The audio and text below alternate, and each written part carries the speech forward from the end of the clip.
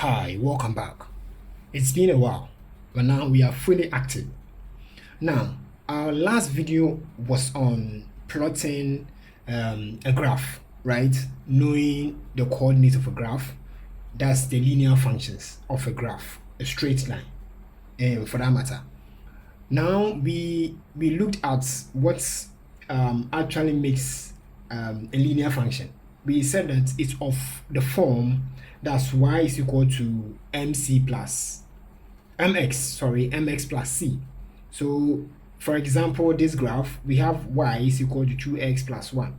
So this is of the form y is equal to mx plus c.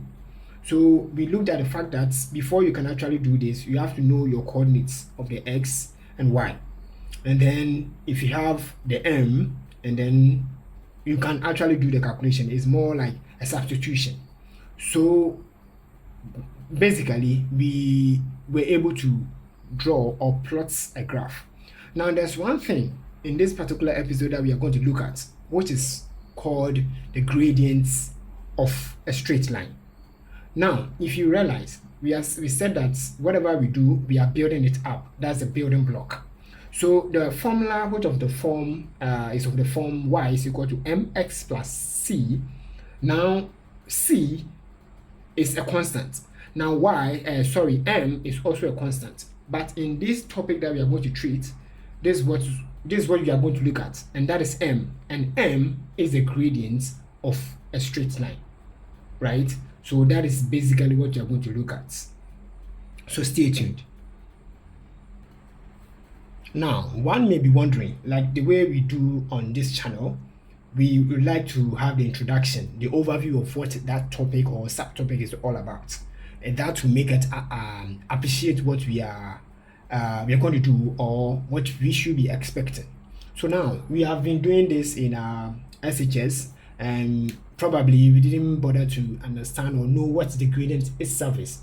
We probably jumped, or the teachers jumped into how to do the calculation. But let us have time to appreciate what the gradient is and its real life application.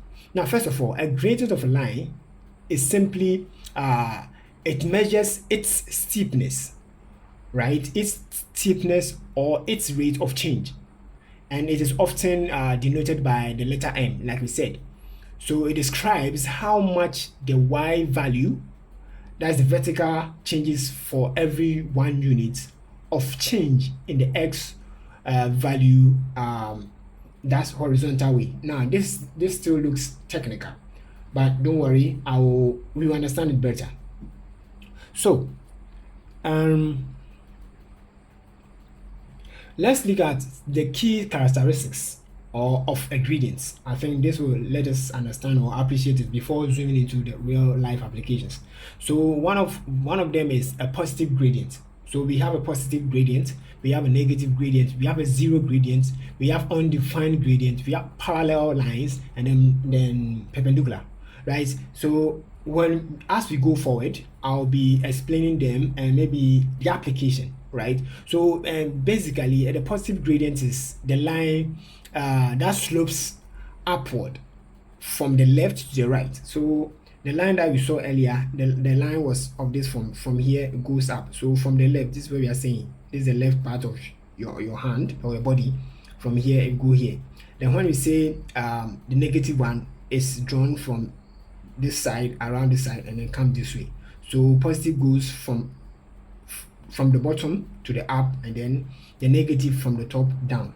So this particular line here is a positive gradient. Now we have the zero gradient where the line is actually horizontal. So for instance, this line that we are going to look at, for a zero gradient, it will be straight line. So that is what it means. Now we will look at undefined gradient. That is, the line is vertical. The line is actually vertical. So this line that we are going to look at will be vertical like this, upward.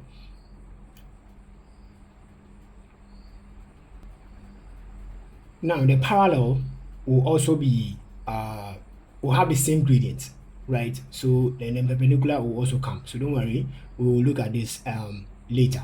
So now let's look at the core essence of this, or real life applications, how this can be applied. So we are saying that the gradient is almost always like a pair in quote per measurement. So for instance, the distance versus time will be like the gradient is the distance per second. For cost and distance, the gradient is, for instance, dollars per kilometer. And then energy versus time, we are looking at the gradient is the energy per second, right? So that is it. Now, the real life applications in fields will be in civil engineering, architecture, economics and finance, physics and science, and then even computer science, and then medicine. So these are the fields that we apply the gradients of a line or gradient of a measurement. So it's usually between two quantities, like we look at. So distance versus time, cost versus distance, energy versus time. So that is basically what we are talking about.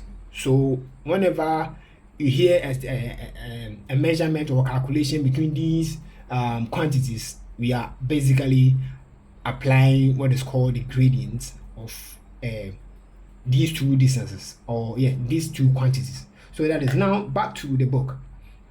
So here we are looking at the gradient of a straight line joining two given points. We said the usual formula is y is equal to mx plus c, right? So that is it. Now we look at the plotting.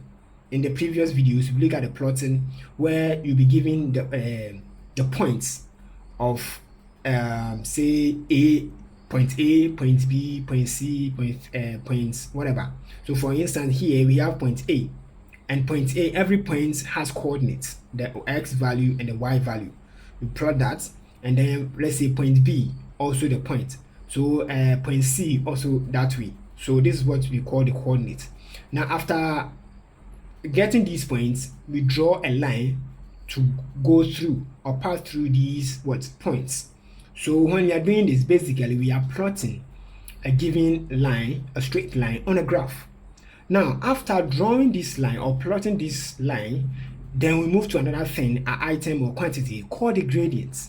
And now we are saying that the gradient is of the formula, the gradient or a slope of the line joining A and B is given as this. So m is equal to vertical distance over horizontal distance, which also means that is the distance in y values over the differences in the x values. So always the y values comes over the x values. So that is it. Now when it comes down again, we are saying something like y2 minus y1 over x2 minus x1.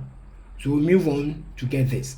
This sign means change in value or change in y over change in x. So basically, what we are saying that m, or the gradient of a line, is the change in y over change in x.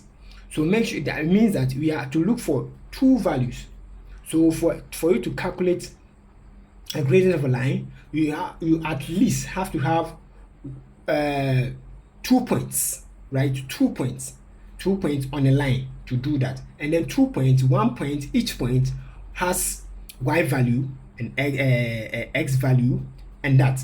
So after getting these 2 points, this is where we come down to look at the formula. We are saying that is y2 minus y1, right? So y2 is here and the y1 is here. That's what you have to look at. And then x2 minus x1. And for this positive one, it means that the y values are the one values are here and the two values are here. The two, what do I mean by the two? It's the subscripts. We see x2, y2, that. So if it were the other way around, drawing this way, it should be here and this will be the 2 points, right? So this is basically what it means. So this is actually an introduction to finding the gradient of a line. In this next one, we will involve values and explain further the types that we had a glimpse of, the horizontal, the positive, the negative, and all that. So stay tuned while we explain the others for you in the next video. Please like, subscribe, and share, and then we'll see you in the next one. Ciao for now.